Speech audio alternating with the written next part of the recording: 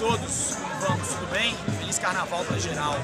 Eu, como habitante do centro por muitos anos, um grande admirador e amante da cidade de São Paulo, eu, como morador da rua Visconde de Ouro Preto, sou muito feliz mesmo pela ocupação e pela reivindicação do Parque Augusta.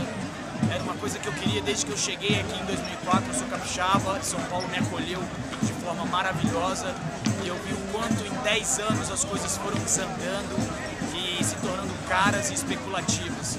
O centro de São Paulo é um lugar onde todos têm muito acolhimento e eu acredito que esse movimento especulativo de aumentar as coisas e desde antes, eu lembro que a proposta era aquele terreno se tornar um Walmart.